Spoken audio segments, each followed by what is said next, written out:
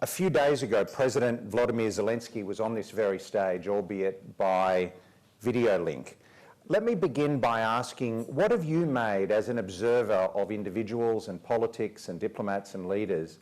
What have you made of his wartime leadership over the past 8 months, I guess starting with that critical first weekend after the invasion when he knocked back an offer of safe passage out of Ukraine with that memorable phrase, "I don't need a ride, I need ammunition." What have you made of Zelensky as a president?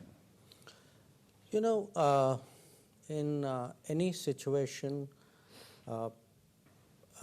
you're partly shaped by your impressions which are inherited or which pre-exist.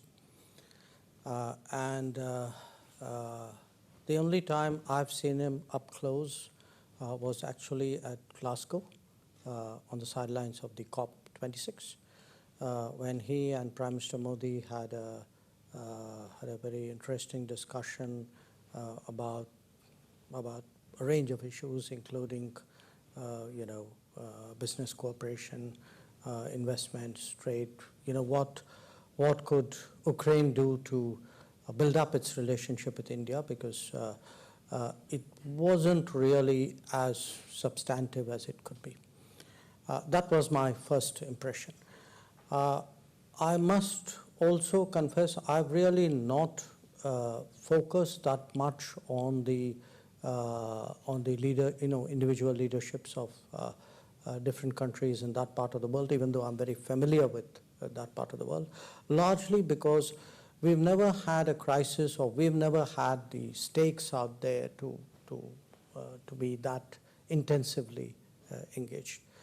Having said that, I think a lot of what are the perceptions of the world have been shaped by obviously the events which have happened.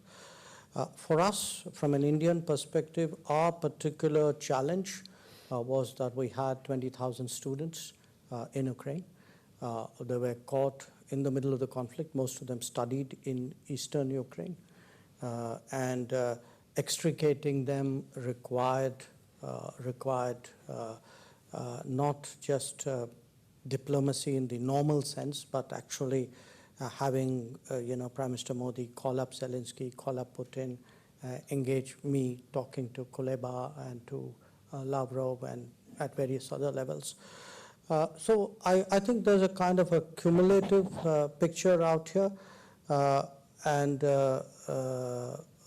certainly our expectation would be that he's somebody we will continue to be engaged with. In fact, Prime Minister Modi spoke to him last week. In what we believe is the need to return to the path of diplomacy and dialogue, because we honestly don't think this conflict is helping anybody at all.